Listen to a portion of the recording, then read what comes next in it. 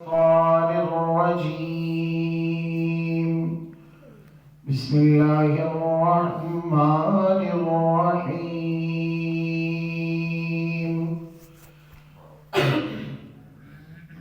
إن رحمة الله قريب من المحسنين.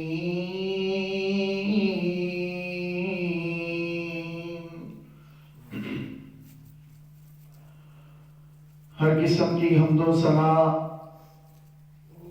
کبریائی، بڑائی، یکتائی، تنہائی، بادشاہی، شہنشاہی اللہ وحدہ لا شریک ذوالجلال والاکرام کی ذات پاک کے لیے ہے.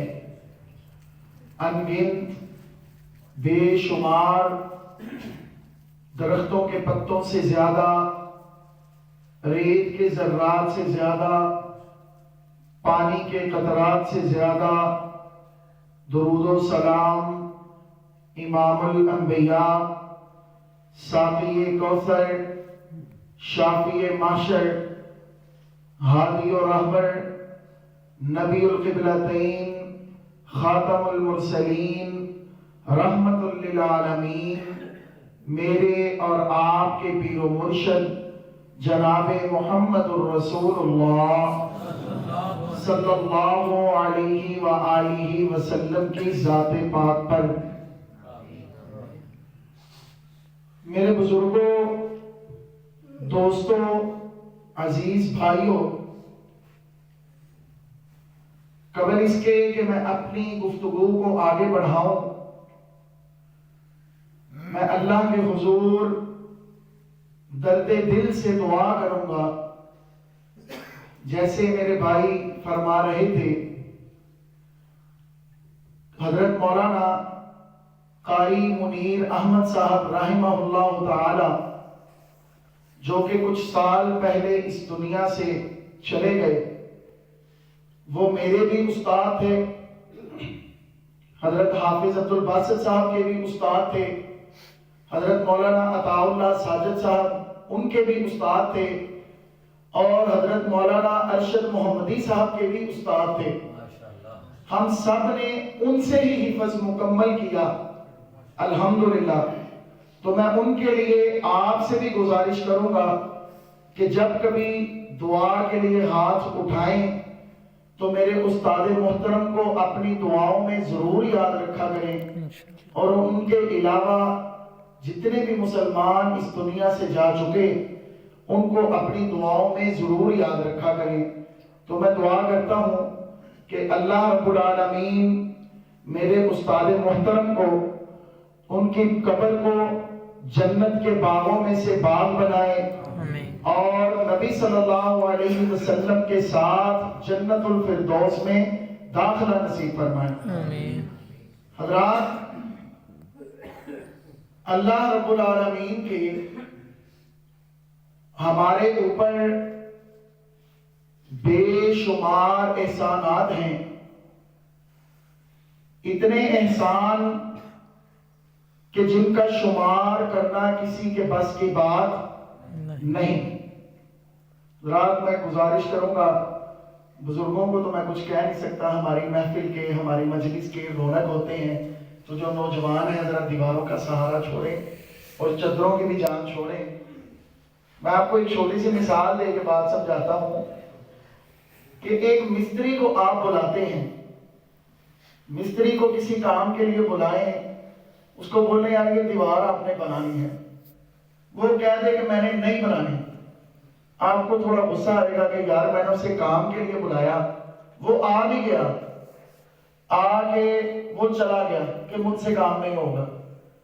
اب اس کے متبادل ایک مستری کو آپ بلاتے ہیں، اسے کہتے ہیں یار یہ دیوار تو بنا دو، وہ دیوار بنا دیتا ہے، سارا دن لگاتا ہے، محنت کرتا ہے، سارا دن لگا کے جب دیوار بن جاتی ہے، شام کو جب آپ دیکھتے ہیں یار تو نے تو یہ دیوار ہی ٹیڑھی کر دی. اب ایمانداری سے بتائیں ان دونوں مستریوں میں سے کس پہ زیادہ غصہ آئے گا؟ جس نے ٹیڑھی بنائی، کام کر کے خراب کیا، اس پہ زیادہ غصہ آئے گا. لیکن جس نے صاف انکار کر دیا اس پہ اس کا غصہ ختم ہو جائے گا. تو یہی میں عرض کرنا چاہتا ہوں کہ آپ وقت نکال کے آئے ہیں, الحمدللہ محفل پہ اللہ کی رحمت ہے, تو اس لیے پوری دل جمی کے ساتھ سنیں تاکہ آپ کے لیے بھی اور ہمارے لیے بھی ذریعہ نجات بنے. حضرات, اللہ رب العالمین کے احسانات کا تذکرہ اور اس کی رحمتوں کا تذکرہ کرنا مکمل رحمتوں کا کسی کے بس کی بات نہیں. اللہ رب العالمین کا سب سے پہلا احسان کہ اس دنیا میں اور دوسری دنیا میں اللہ رب العالمین نے تقریباً 80,000 قسم کی مخلوقات کو پیدا فرمایا.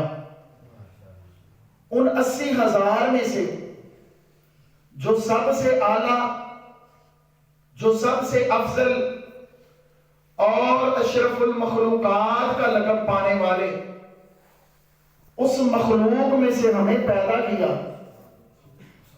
اللہ رب العالمین کا اس سے بڑا احسان کہ اس دنیا میں اللہ رب العالمین نے انسانیت کی رہنمائی کے لیے کم و بیش 1,24,000 انبیاء مبعوث فرمائے. ان تمام انبیاء میں سے جو سب سے اعلیٰ, جو سب سے افضل اور جو تمام انبیاء کے امام اور رحمت للعالمین, تمام جہانوں کے لیے جو رحمت ہیں, ان نبی میرے اور آپ کے پیر و مرشد جناب محمد الرسول اللہ صلی اللہ علیہ وسلم کا ہمیں امتی بنایا. حضرات, اللہ رب العالمین نے انسانوں کو ایک مقصد کے تحت پیدا فرمایا کہ وَمَا خَلَقْتُ الْجِنَّ وَالْإِنسَ إِلَّا لِيَعْبُدُونَ, کہ میں نے جنوں اور انسانوں کو اپنی عبادت کے لیے پیدا کیا ہے. اب حضرات, ایک طرف نبی صلی اللہ علیہ وسلم کی ایک حدیث ہے کہ کل بنی آدم خطاؤن, کہ ساری آدم علیہ السلام کی اولاد خطا کار ہے, غلطیاں کرنے والی ہے. ساتھ ہی اللہ کے نبی صلی اللہ علیہ وسلم نے فرما دیا کہ وَخَيْرُ الْخَطَّائِينَ التَّوَّابُونَ, کہ بہترین خطا کار وہ ہے جو توبہ کرتا ہے. اب اسی سلسلے میں چند گزارشات آپ کے سامنے رکھوں گا کہ انسان توبہ تو کرتا ہے, ویسے اللہ رب العالمین ہر بندے کی اور ہر وقت سنتے ہیں, لیکن کچھ مخصوص بندے ہیں اور کچھ مخصوص اوقات ہیں کہ جو اللہ رب العالمین نے اپنے بندوں کے لیے خاص رکھے ہیں کہ اس وقت میں اپنے بندوں پر اپنی رحمت زیادہ کروں گا. اب اس رحمت کو پانے کے لیے, اللہ کے اس انعام کو پانے کے لیے, یا اپنی پریشانیوں کے حل کے لیے, جیسے آپ جانتے ہیں اس دور میں ہر بندہ کسی نہ کسی پریشانی میں مبتلا ہے. کوئی کاروباری پریشانی میں, کوئی بیماری کی وجہ سے, کوئی اولاد کی وجہ سے, کوئی مال ہونے کی وجہ سے, اور کوئی مال نہ ہونے کی وجہ سے پریشان ہے. لیکن حضرات, الحمدللہ ہمارا عقیدہ ہے کہ تمام پریشانیوں کا, مصیبتوں کا, بیماریوں کا اور تمام قسم کے جو بھی امور ہیں, سب کے لیے بہتر حل کس کے پاس ہے؟ اللہ کی ذات کے پاس. تو حضرات, جب کسی سے اپنی بات منوانی ہونا تو اس کی بھی ماننی پڑتی ہے. جیسے میں نے پہلے آیت کریمہ پڑھی کہ وَمَا خَلَقْتُ الْجِنَّ وَالْإِنسَ إِلَّا لِيَعْبُدُونَ, کہ ہم نے انسانوں اور جنوں کو اس مقصد کے لیے پیدا کیا کہ وہ عبادت کریں. حضرات, اب اگر ہم عبادت ہی نہ کریں, نماز ہی نہ پڑھیں, روزہ نہ رکھیں, صلہ رحمی نہ کریں, یا اللہ کے بتائے ہوئے, اللہ کے نبی کے بتائے ہوئے اعمال کو ہم نہ کریں, اور ہم یہ امید رکھیں کہ اللہ ہمارے تمام اعمال درست کرے یا ہماری مصیبتوں کو دور کرے، تو کیا یہ درست ہے؟ بالکل بھی نہیں۔ ایک چھوٹی سی مثال دے کے بات سمجھاؤں گا۔ آپ کو پتا ہے یہ موبائل فون آج کل ہر کسی کی ضرورت ہے، ہم نے خود ہی بنا لیا ہوا ہے، جب نہیں بھی تھا تب بھی گزارا ہو رہا تھا۔ اب مجھے یہ بتائیں کہ یہ موبائل فون بنانے کا مقصد کیا تھا؟ شروع میں سب سے پہلے جب موبائل فون بنا تو کس مقصد کے تحت انہوں نے بنایا؟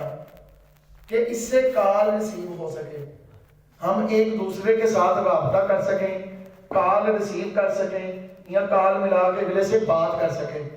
اب حضرات جیسے جیسے زمانہ ترقی کرتا گیا، زمانہ نیا آتا گیا، موبائل فون میں مختلف قسم کی آسائشیں، سہولتیں یا مختلف قسم کی اور چیزیں آتی گئیں۔ کوئی سوشل میڈیا، ٹی وی ختم ہوا وہ بھی موبائل میں آیا، ریڈیو ختم ہوا وہ بھی موبائل میں آیا، کیلکولیٹر ختم ہوا وہ بھی موبائل میں آیا، حتیٰ کہ دنیا کی تمام چیزیں اس موبائل میں سما گئیں۔ اب ایک چیز یہاں پہ سمجھنے والی ہے، ہم سب موبائل استعمال کرتے ہیں، ہم موبائل کو کسی دوسرے کام کے لیے، مثال کے طور پہ فیس بک ہم استعمال کر رہے ہوں، واٹس ایپ استعمال کر رہے ہوں، یا کوئی بھی دوسری چیز، کوئی بھی دوسری ایپ استعمال کر رہے ہوں، تو آپ کو پتا ہے کہ استعمال کرنے کے دوران اگر کوئی کال آ جائے، کسی کی جب کال آ جاتی ہے تو موبائل فون اپنے تمام فنکشن بند کر دیتا ہے۔ آپ موبائل پہ کچھ بھی کر رہے ہوں، اس نے اس کو پیچھے چھوڑ دینا ہے، اس نے کال کو سب سے آگے لے جانا ہے کہ بھائی مجھے بنانے کا مقصد کال سننا تھا، تو اس لیے اس نے اپنے تمام مقصد، اپنی تمام چیزیں چھوڑی، اور جو اس کا مین مقصد تھا وہ مقصد سب سے سامنے لے آیا۔ اب حضرات اسی طرح ہی مثال ہم اپنی بھی لے لیں کہ جیسے جیسے زمانہ ترقی کرتا جا رہا ہے، ہمارے اندر یا ہماری مصروفیت میں کافی زیادہ تبدیلی آتی ہے، کافی زیادہ مصروفیت بڑھ جاتی ہے، یا جیسے جیسے ہم بڑے ہوتے جاتے ہیں ذمہ داریاں بڑھتی جاتی ہیں اور ہمارے اوپر اور کام یا ذمہ داریاں آ جاتی ہیں۔ لیکن حضرات بات پھر وہی کہ اگر ہم اپنا مقصد بھول جائیں گے تو ہم انسان کہلانے کے لائق نہیں رہیں گے۔ جیسے موبائل فون اگر کال سنانا بند کر دے تو یا تو اس کو ہم بیچ دیں گے یا پھر اس کو موبائل فون نہیں کہہ سکیں گے، کیونکہ اس کے اندر سم چلے گی نہیں، اس کا مقصد پورا ہوگا نہیں، تو ہم پھر اس کو موبائل نہیں کہہ سکتے۔ ویسے اگر کوئی اور چیزیں چلتی رہیں تو وہ بات کی بات، لیکن موبائل کا نام اس کو ہم نہیں دے سکتے۔ اسی طرح اگر انسان اپنے آنے کا مقصد بھول جائے تو آپ خود بتائیں کہ کیا وہ انسان کہلانے کے لائق ہے؟ اگر عبادت ہی بندہ بھول جائے تو وہ بندہ انسان کہلانے کے میرے مطابق، بلکہ قرآن مجید میں ہے کہ وَمَا خَلَقْتُ الْجِنَّ وَالْإِنسَ إِلَّا لِيَعْبُدُونَ، کہ جو بندہ عبادت نہیں کرے گا وہ پھر انسان ہی نہیں۔ تو اسی چیز کو آپ مد نظر رکھیں کہ عبادات کو پہلے اپنے آنے کے مقصد کو پورا کریں، پھر اللہ کے حضور اپنی التجائیں یا اللہ سے اپنے لیے رحمتوں کا سوال کریں۔ اب حضرات ایسے کون سے بندے ہیں کہ جن کی اللہ رب العالمین کبھی دعا کو رد نہیں کرتے؟ ان کے بارے میں قرآن مجید میں بھی اور اللہ کے نبی صلی اللہ علیہ وسلم کی احادیث میں بھی تذکرہ موجود ہے، انہی کے بارے میں کچھ تذکرہ کروں گا۔ ویسے تو اللہ رب العالمین جیسے میں نے پہلے عرض کی ہر بندے کی سنتے ہیں، ہر بندے کی دعا کو سنتے ہیں، ہر وقت سنتے ہیں، لیکن یہ مخصوص بندے ہیں جن میں سے سب سے پہلا خوش نصیب وہ ہے مسافر۔ اللہ کے نبی صلی اللہ علیہ وسلم نے فرمایا کہ مسافر بندے کی دعا اللہ رب العالمین کبھی رد نہیں کرتے، اور اس میں یہ ضروری نہیں کہ کوئی 100 یا 200 کلومیٹر لمبا سفر ہو تو پھر آپ مسافر کہلائیں گے۔ اگر آپ نے چھوٹا سا بھی سفر کرنا ہے تو آپ پھر بھی مسافر ہیں، اسی حالت میں ہیں۔ بلکہ جب یہ فرمان اللہ کے نبی صلی اللہ علیہ وسلم نے جاری کیا، یہ فرمان ارشاد فرمایا، تو صحابہ کرام، بعض روایات میں آتا ہے کہ صحابہ کرام رضوان اللہ علیہم اجمعین اس فرمان کو پورا کرنے کے لیے یا اپنی دعاؤں کی قبولیت کے لیے سفر پر چلے جاتے ہیں کہ ہم مسافر بنیں گے، اللہ کے حضور دعائیں کریں گے، اللہ رب العالمین ہماری دعا کو سنیں گے اور ہمارے اوپر رحمتیں کریں گے۔ تو اس لیے یہ چیز مد نظر رکھیں کہ چاہے چھوٹا سفر ہے چاہے بڑا سفر ہے، آپ مسافر ہی ہوں گے تو آپ جب دعا کریں گے اللہ کے حضور اللہ رب العالمین آپ کی دعاؤں کو ضرور سنیں گے۔ حضرات، دوسرا خوش نصیب بندہ وہ ہے مظلوم۔ وہ چاہے کسی بھی ظلم کا شکار ہو، کسی بھی چھوٹے ظلم کا یا بڑے ظلم کا، کسی پریشانی کی کوئی اس کو پریشان کر رہا ہو، تو جب بھی وہ بندہ اللہ کے حضور دعا کرے گا یا بد دعا کرے گا، کیونکہ مظلوم جب ایک حد ہوتی ہے، جب ایک انسان پہ آپ ظلم کرتے جائیں گے یا کوئی ظلم کرتا جائے گا تو پھر اس کے صبر ٹوٹ جاتا ہے، اتحاد ٹوٹ جاتی ہے، تو وہ بندہ پھر اللہ کے حضور جب گڑ گڑائے گا، بد دعا کرے گا، تو اللہ اس کی دعا کو بد دعا کو کبھی رد نہیں کریں گے۔ حضرات، تیسرا خوش نصیب بندہ باپ۔ ویسے والدین کی دعاؤں کا تذکرہ بہت سنا ہے، بہت آتا ہے، لیکن باپ کے لیے ایک الگ سے نبی صلی اللہ علیہ وسلم نے فرمان جاری کیا کہ باپ جب بھی اپنی اولاد کے لیے دعا کرتا ہے اللہ رب العالمین اس کی دعا کو کبھی رد نہیں کرتے۔ اللہ سے دعا ہے کہ جن کے والدین زندہ ہیں یا والد زندہ ہیں ان کی خدمتیں کر کے ان سے دعائیں لینے کی اللہ توفیق دیں، اور میری طرح جن کے والد اس دنیا سے رخصت ہو چکے اللہ رب العالمین ان کے لیے ان کی اولادوں کو صدقہ جاریہ بنائے۔ حضرات، چوتھا خوش نصیب بندہ غازی۔ جو بندہ میدان جنگ میں جائے، جہاد کرے، کفار سے لڑے اور شہید نہ ہو بلکہ ویسے ہی واپس پلٹ آئے، اسے ہم غازی کہتے ہیں۔ غازی بندے کی دعا اللہ رب العالمین کبھی رد نہیں کرتے۔ حضرات، اس کے بعد 5ویں نمبر پر حج یا عمرہ کر کے آنے والا شخص۔ جو حج کر کے یا عمرہ کر کے شخص آئے اللہ کے حضور، ایک اور چیز یہاں پہ یاد رکھیں، میں ساتھ ساتھ آپ کو یاد بھی کراتا جاؤں، اپنا مقصد نہیں بھولنا، نمازیں نہیں چھوڑنی، نیک اعمال نہیں چھوڑنے، تو تب آپ کی دعائیں سنی جائیں گی۔ اب ایک طرف بندہ شرک بھی کرتا جائے، ایک طرف برے اعمال بھی کرتا جائے اور دوسری طرف اللہ سے امید رکھے کہ اللہ ہمارے اوپر رحمت کرے گا، تو حضرات یہ تو پھر زیادتی ہوگی نا اپنے آپ کے ساتھ۔ تو اس لیے اپنے آنے کا مقصد ساتھ ساتھ یاد رکھیں۔ تو حج اور عمرہ کر کے آنے والا جو شخص ہے اللہ رب العالمین اس کی دعا کو بھی کبھی رد نہیں کرتے۔ حضرات، 6 نمبر پر نیک اولاد۔ پہلے باپ کا تذکرہ تھا، نیک اولاد کا تذکرہ ہے 6 نمبر پر کہ جو نیک اولاد اپنے والدین کے لیے، اولاد میں والدین کے لیے بھی دعا کر سکتی ہیں، اور جیسے کہ آپ جانتے ہیں کہ جو اساتذہ ہوتے ہیں وہ بھی روحانی باپ ہوتے ہیں، تو جو بندہ اپنے استاد کے لیے یا والدین کے لیے صدقے دل سے دعا کرتا ہے اللہ رب العالمین اس کی دعا کو بھی کبھی رد نہیں کرتے۔ حضرات، 7ویں نمبر پر روزے دار۔ روزے دار کی اہمیت اور اس کی فضیلت اگر اس پہ ہم بات کرنے لگے تو بہت وقت درکار ہے، لیکن آپ کو علم ہے کہ روزے دار کے بارے اللہ رب العالمین نے فرمایا کہ روزہ میرے لیے ہے اور میں ہی اس کا اجر دوں گا۔ تو اب حضرات، آپ جانتے ہیں کہ حالت روزہ میں سحری کا وقت، جب انسان سحری کے وقت سحری کھاتا ہے اس وقت دعا کی ایک بہترین گھڑی ہوتی ہے، اس کے بعد افطاری کا وقت ہے، یا اس کے درمیان جو مکمل روزے دار روزے کی حالت میں ہو اور وہ دعا کرے اللہ رب العالمین اس کی دعا کو بھی کبھی رد نہیں کرتے۔ حضرات، 8ویں نمبر پر ایک ایسا شخص جو خوشحالی میں ہر وقت اس کے اوپر خوشحالی ہو، مال ہو، اولاد ہو، ہر قسم کی آسائشیں ہو اور تنگی کسی قسم کی بھی نہ ہو، صحت مند ہو، اس حالت میں اللہ کو وہ یاد کرتا ہو، اپنے فرائض مکمل کرتا ہو، فرائض کے ساتھ ساتھ نوافل کا بھی خیال رکھے، مثلا نماز، روزہ، حج، عمرہ، صدقہ خیرات اور دوسروں کے ساتھ صلہ رحمی، ان چیزوں کا خیال رکھتا ہو، تو اس بندے پر جب اللہ کی طرف سے کسی بھی وقت یا کبھی بھی کوئی پریشانی آ جائے، پریشانی آ جاتی ہے، تو اس بندے پر جب کوئی پریشانی آئے تو اس وقت جب وہ بندہ دعا کرے گا تو اللہ کے حضور اس دعا کو بھی رد نہیں کیا جائے گا. شرط یہ ہے کہ خوشحالی میں بھی وہ بندہ اللہ کو یاد رکھے. یہ نہیں کہ خوشحالی ہے تو بھول جائے, بندہ سرکش ہو کے اپنی منمانیاں کرتا رہے. نہیں, آنے کا مقصد ذہن میں رکھے اور ساتھ ساتھ فرائض اور نوافل کا بھی خیال رکھے. تو جب اس پہ کوئی مصیبت تنگی آئے گی, اللہ کے حضور وہ حاضر ہوگا تو اس بندے کی اللہ دعا رد نہیں کریں گے.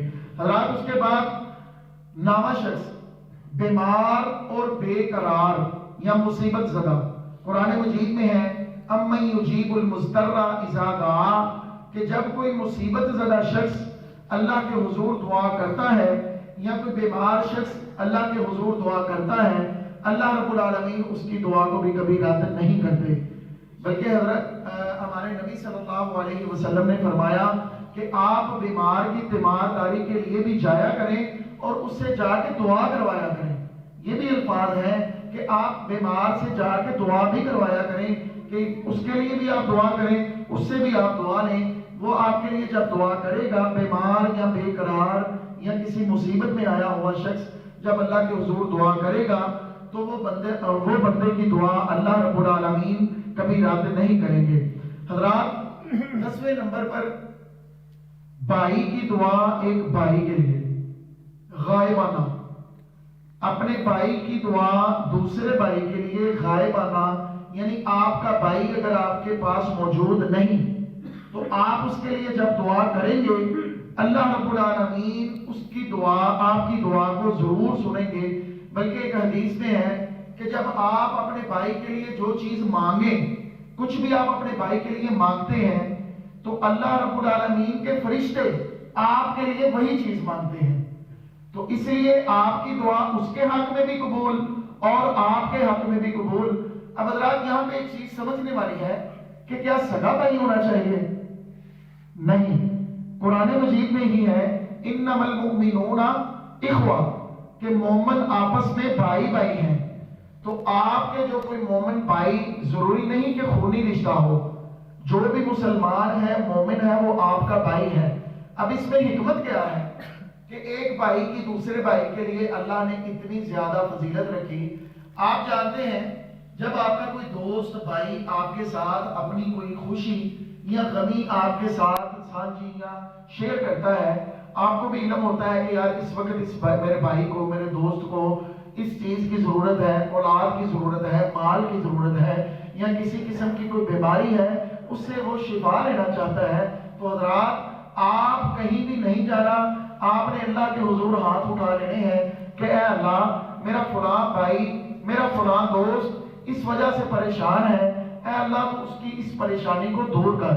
تو حضرات جب آپ اپنے بھائی کے لیے کوئی چیز مانگیں گے اللہ کے فرشتے آپ کے لیے بھی وہی چیز مانگیں گے. حضرات یہ وہ 10 خوش نصیب تھے جن کی دعا اللہ رب العالمین کبھی رد نہیں کرتے. اب آئیں ان وقتوں کی طرف کہ ایسے وقت جن وقتوں میں اللہ کی رحمت پرجوش ہوتی ہے, اللہ اپنے بندوں کی دعا کو رد نہیں کرتے. ان وقتوں میں سے سب سے پہلا وقت وہ ہے رات کا آخری پہر, سحری کا وقت. جیسے میں نے پہلے عرض کی, سحری کے وقت اللہ کے نبی صلی اللہ علیہ وسلم نے فرمایا کہ رات کے آخری پہر اللہ رب العالمین خود آسمان دنیا پہ تشریف لاتے ہیں اور آ کے خود اعلان کر رہے ہوتے ہیں کہ ہے کوئی مجھ سے بیماری سے شفا طلب کرنے والا, ہے کوئی مجھ سے دعا مانگنے والا, میں اس کی دعا کو سنوں. تو حضرات اللہ رب العالمین یہ اعلان کرتے ہیں کہ جو کوئی مجھ سے مانگنا چاہتا ہے آئے مانگے, میں اس کو عطا کروں گا. اب حضرات اگر ہم اس وقت سے فائدہ نہیں اٹھا سکے, سو کے وقت گزر گیا, دوسرا وقت اللہ نے ہمیں دیا اذان کا وقت. جس وقت اذان ہو رہی ہو اللہ رب العالمین کی رحمت جوش میں ہوتی ہے, اس وقت آپ جو بھی دعا مانگیں گے اللہ رب العالمین اس دعا کو کبھی رد نہیں کریں گے. اب حضرات اس دوسرے موقع سے بھی اگر فائدہ نہ اٹھایا جائے, تیسرا موقع اذان سے لے کے فرض نماز کے درمیان کا وقت ہے. یہ میں ان اوقات کا, ان موقعوں کا تذکرہ کر رہا ہوں کہ جو موقع ہمیں روز ملتے ہیں. ہمارے سامنے آتے ہیں، لیکن ہم مصروفیت کی وجہ سے یا دھیان نہ ہونے کی وجہ سے ہم ان موقعوں سے فائدہ نہیں اٹھا سکتے۔ میں صرف آپ کو یاد دہانی کروانے کے لیے بیٹھا ہوں۔ حضرات، نماز اور اذان کے درمیان کا جو وقت ہے وہ بھی اللہ رب العالمین نے قبولیت کی بہترین گھڑی رکھی ہے۔ اگر وقت کی وجہ سے، کم ہونے کی وجہ سے اس وقت سے بھی فائدہ نہ اٹھایا جائے، پھر ایک وقت اسی دن ہمیں ملتا ہے، وہ ہے نماز کے بعد کا وقت۔ فرض نماز کے بعد جب آپ دعا مانگیں گے، اللہ رب العالمین آپ کی دعا کو کبھی رد نہیں کریں گے۔ حضرات، اگر فرض نماز کے بعد بھی ہم سے فائدہ نہ اٹھایا جائے، ایسا وقت نہ اذان کے وقت اگر ہم مصروف رہیں یا کسی وجہ سے ہم اللہ سے دعا نہ مانگ سکیں، تو دوسرا وقت ہمیں ملتا ہے اذان کے بعد اور نماز سے پہلے۔ اذان اور نماز، فرض نماز کے درمیان کا جو وقت ہے وہ قبولیت کی ایک بہترین گھڑی ہے۔ اس وقت میں آپ جو بھی دعا مانگیں گے وہ اللہ رب العالمین اپنے حضور ضرور قبول کریں گے۔ اور اس کے بعد اگر نماز کے بعد بھی وقت نہ ملے تو حضرات، عشاء کی نماز کے بعد تو عموماً انسان سو جاتا ہے۔ اس وقت میں ایک چھوٹا سا آپ کو عمل بتاؤں کہ رات کو سونے سے پہلے جب آپ وضو کریں، صرف وضو کر کے اپنے بستر پر جا کے سو جائیں، اور آپ کی رات کے پہر کسی بھی وقت آپ کی آنکھ کھلے، کسی بھی وقت، بشرطے کہ آپ وضو کر کے سوئے ہوں، رات کو کسی بھی وقت آپ کی آنکھ کھلے، اللہ کے حضور اسی وقت آپ جو بھی دعا مانگیں گے اللہ رب العالمین آپ کی دعا کو کبھی رد نہیں کریں گے۔ حضرات، دن سے لے کے رات تک کے آپ کو موقع بتائے، اگر ان پورے دن میں ہم سے موقعوں سے فائدہ نہ اٹھایا جائے تو اس کے بعد ہمیں ہفتے بعد ایک موقع ملتا ہے، وہ ہے جمعے کا دن۔ جمعے والے دن اللہ کے نبی صلی اللہ علیہ وسلم نے فرمایا کہ ایک ایسی گھڑی آتی ہے کہ جب اللہ کے حضور آپ جو بھی دعا مانگتے ہیں اللہ رب العالمین آپ کی دعا کو اپنی رحمت سے ضرور قبول کرتے ہیں۔ اس کے بارے دو روایات ہیں۔ ایک تو یہ کہ جمعے والے دن جب خطیب امام منبر پر بیٹھ جائے، اس وقت سے لے کر امام کی نماز مکمل کرنے تک یہ جو درمیان کا وقت ہے، اس وقت میں اللہ رب العالمین اپنے بندوں کی دعاؤں کو ضرور سنتے ہیں۔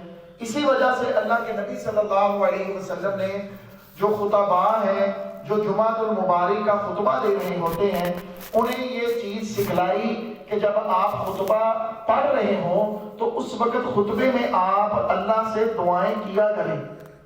آپ جانتے ہیں کہ آخری جو دوسرا خطبہ ہوتا ہے اس میں جو خطیب اور علماء جب خطاب کر رہے ہوں دوسرے خطبے میں وہ دعائیں بھی ساتھ پڑھتے ہیں، اور آپ ساتھ ساتھ آمین کہہ کے اس دعا میں ساتھ شامل ہو جاتے ہیں، تو اللہ رب العالمین آپ کی دعاؤں کو رد نہیں کریں گے۔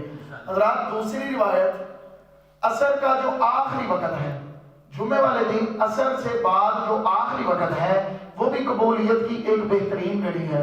حضرات، اگر اس موقع سے بھی فائدہ نہ اٹھایا جائے تو امام بخاری رحمہ اللہ تعالیٰ نے اپنی تصنیف میں ایک وقت کا تذکرہ کیا۔ حضرت جابر رضی اللہ تعالیٰ عنہ فرماتے ہیں کہ ہم اللہ کے نبی صلی اللہ علیہ وسلم کے ساتھ ایک مسجد میں موجود تھے۔ اللہ کے نبی صلی اللہ علیہ وسلم کسی چیز کی ضرورت تھی، اللہ کے نبی صلی اللہ علیہ وسلم دعا کر رہے تھے سوموار والے دن، پھر اللہ کے نبی صلی اللہ علیہ وسلم نے منگل والے دن بھی دعا کی، پھر اللہ کے نبی صلی اللہ علیہ وسلم نے بدھ والے دن دعا کی۔ حضرات، بدھ والے دن ظہر کے بعد، بدھ والا دن ظہر کے بعد اللہ کے نبی صلی اللہ علیہ وسلم جب دعا فرما رہے تھے تو اللہ رب العالمین نے وہ دعا قبول کر لی اور وہ کام مکمل ہو گیا۔ حضرت جابر رضی اللہ تعالیٰ عنہ فرماتے ہیں کہ اس واقعے کے بعد جب مجھے کسی چیز کی ضرورت پڑتی، کوئی دعا کرنے کی ضرورت پڑتی، تو میں بدھ والے دن کا انتظار کرتا۔ بدھ والے دن ظہر کے بعد میں اللہ کے حضور ہاتھ اٹھاتا، اللہ سے میں دعا مانگتا، اللہ رب العالمین میری وہ دعا کو پورا کر دیتے۔ اب حضرات، اگر ہفتے بعد بھی ہمیں موقع نہ ملے، موقع ملنے کے بعد ہم فائدہ نہ اٹھا سکیں، تو مہینے بعد اللہ کے نبی صلی اللہ علیہ وسلم نے فرمایا اپنے صحابہ کو کہ اے میرے صحابہ، اگر آپ روزہ رکھنا چاہیں تو ایام بیض میں روزہ رکھیں۔ ایام بیض 13, 14 اور 15 تاریخ قمری مہینے کی، چند دیا 3 تاریخاں 13, 14 تے 15، جنوری فروری نہیں۔ جو مہینے اسلامی ہیں، محرم، صفر، ربیع الاول، اس وقت ربیع الثانی غالباً 17 تاریخ ہے، تو جو اسلامی مہینے کی 13, 14 اور 15 تاریخ ہے، اس تاریخ میں اللہ کے نبی صلی اللہ علیہ وسلم نے فرمایا کہ روزہ رکھو۔ اور جیسے میں نے پہلے عرض کی کہ روزے دار کی دعا اللہ رب العالمین رد نہیں کرتے، تو حضرات آپ روزہ رکھ کے اللہ سے وہ دعا مانگیں، اللہ رب العالمین آپ کی دعا کو کبھی رد نہیں کریں گے۔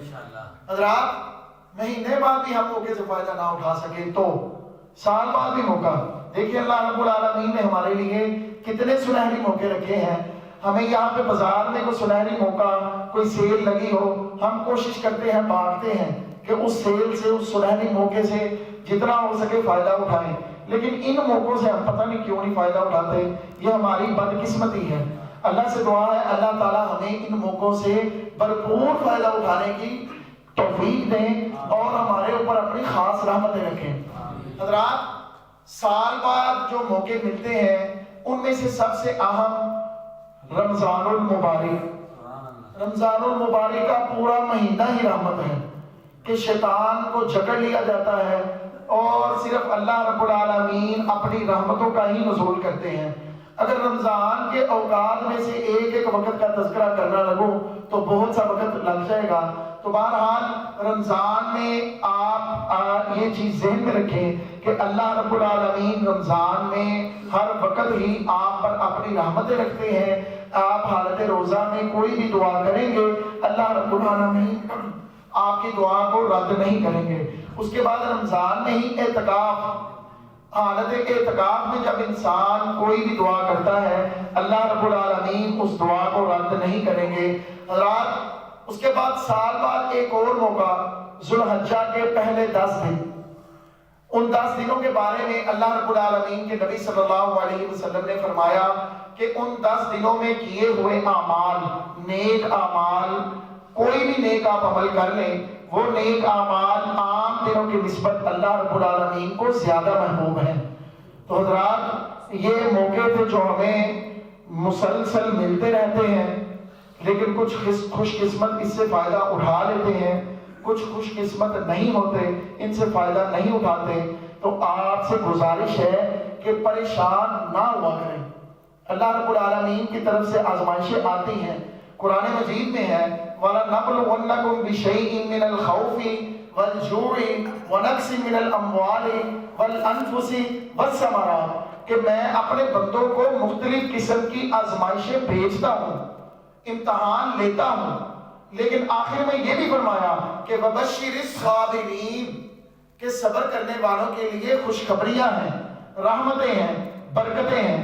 تو حضرات اللہ کی طرف سے جب کوئی مصیبت، کوئی پریشانی، کوئی بیماری، کوئی تنگی، کوئی کاروباری پریشانی، کوئی گھریلو پریشانی آ جائے تو انسان پریشان ہو جاتا ہے، لیکن آپ اس پریشانی کو چھوڑیں۔ آپ کو علم ہے، ہمارا عقیدہ ہے کہ پریشانی بڑی نہیں بلکہ پریشانی کو دور کرنے والا بڑا ہے۔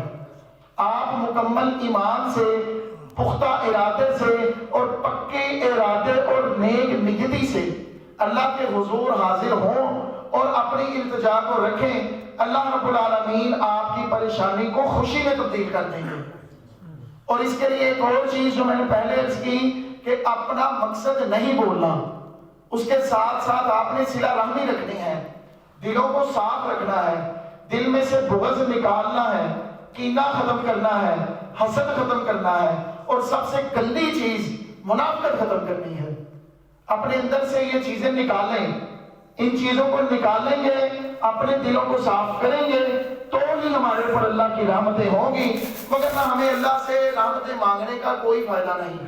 ایک طرف انسان برے اعمال کرتا جائے، شرک کرتا جائے، حسد رکھے، بغض رکھے، منافقت رکھے، تو جب آپ یہ چیزیں رکھ کے اللہ کے حضور رحمت کا سوال کریں گے آپ کو سوال کرنے کا کوئی فائدہ نہیں ہوگا۔ حضرات آخر میں 2-3 موقع اور ہیں جو کسی بھی بتا سکتے ہیں، وہ بھی میں آپ کو بتا دوں۔ سب سے پہلا موقع جنگ یا جہاد و قتال کا وقت، جس وقت جنگ ہو رہی ہو یا کفار کے ساتھ جہاد ہو رہا ہو اس وقت بھی اللہ کی رحمت جوش میں ہوتی ہے. آپ جو بھی دعا مانگیں گے اللہ رب العالمین اس دعا کو ضرور قبول کریں گے. حضرات دوسرا موقع جس وقت بارش ہو رہی ہو, بارش کے وقت اللہ رب العالمین کی رحمت جوش میں ہوتی ہے. آپ اس وقت جو بھی دعا مانگیں گے اللہ رب العالمین اپنے حضور اس دعا کو شرف قبولیت سے نوازیں گے. حضرات تیسرا اور آخری موقع آب زمزم پیتے وقت اللہ سے دعا ہے کہ اللہ یہاں بھی اور اپنے پاس بلا کے بھی آب زمزم پینے کی توفیق دے. ہمیں جلد وہاں پہ بلا رہے ہیں صاحب, آپ صاحب کا حکم تھا, چلے پاک سے بات آ گئی. اللہ تعالیٰ سے دعا کریں اللہ تعالیٰ اسی سال ہمیں عمرہ پہ لے جائیں. ہم سب یہی مجمع اللہ کرے وہاں پہ لگا ہو, ہم اللہ کے حضور ہاتھ اٹھائے ہوں, یا ہاتھ میں آب زمزم ہو, حالت روزہ ہو اور سامنے ہمارے خانہ کعبہ ہو, تو اس وقت مغرب کی اذان ہو ہم روزہ افطار کریں, اللہ سے دعا کیا کریں اللہ لے جائیں. کسی کی بھی آمین قبول ہو سکتی ہے. حضرات میں اپنی محبت کا بھی اظہار کرتا چلوں. بیت اللہ جو دیکھو گے زمانہ بھول جاؤ گے. بیت اللہ جو دیکھو گے زمانہ بھول جاؤ گے. کبھی جو طیبہ جاؤ گے, کبھی جو جاؤ گے تو آنا بھول جاؤ گے. اور تمہاری آنکھوں کے سامنے جب بیت اللہ ہوگا, اے اللہ جلدی وہ وقت لا کہ آنکھوں کے سامنے بیت اللہ ہو اور ہم ہوش و حواس اپنی دنیا کو بھول کے صرف آپ کے حضور حاضر ہو. تمہاری آنکھوں کے سامنے جب بیت اللہ ہوگا تو کیا ہوگا, نظر جم جائے گی اس پر, نظر ٹک جائے گی اس پر, بیت اللہ پر نظر جم جائے گی اس پر, ہٹانا بھول جاؤ گے. بیت اللہ جو دیکھو گے زمانہ بھول جاؤ گے. اور نہ اتراؤ اتنا حسن پر اے چاند و تارو, رخ انور جو دیکھو گے میرے نبی صلی اللہ علیہ وسلم کا چہرہ, رخ انور جو دیکھو گے جگمگانا بھول جاؤ گے. بیت اللہ جو دیکھو گے زمانہ بھول جاؤ گے. اور نبی کے شہر کی سوکھی روٹی میں لذت ہے کتنی, نبی کے شہر کی سوکھی روٹی میں لذت ہے کتنی, کہ شہنشاہ ہو کہ بادشاہ ہو کہ گھر کا بدانا بھول جاؤ گے. کہ شہنشاہ ہو کہ گھر کا بدانا بھول جاؤ گے. بیت اللہ جو دیکھو گے زمانہ بھول جاؤ گے. کبھی جو کعبے جاؤ گے, کبھی جو طیبہ جاؤ گے تو آنا بھول جاؤ گے. اللہ کے حضور دعا ہے جو کچھ سنا سنایا اس پر مجھے اور آپ کو عمل کرنے کی توفیق دے. اللہ کے حضور یہ بھی دعا ہے کہ آج کی محفل کو سجانے والے، اس محفل میں حصہ ڈالنے والے، اس محفل میں آنے والے، اس محفل میں بلانے والے یا آنے کی نیت کرنے والے، اللہ تمام کے لیے ذریعہ نجات بنائے، اللہ تعالیٰ تمام پہ اپنی رحمتیں رکھے۔ اللہ سے حضور یہ بھی دعا ہے کہ اللہ رب العالمین تمام بیماروں کو شفا کاملہ عطا فرمائے، اور جو کوئی فوت ہو چکے، اس دنیا سے جا چکے، اللہ رب العالمین ان کو اپنی خاص رحمت سے اپنی جوار رحمت میں جگہ عطا فرمائے۔ آخر دعوانا ان الحمدللہ رب العالمین۔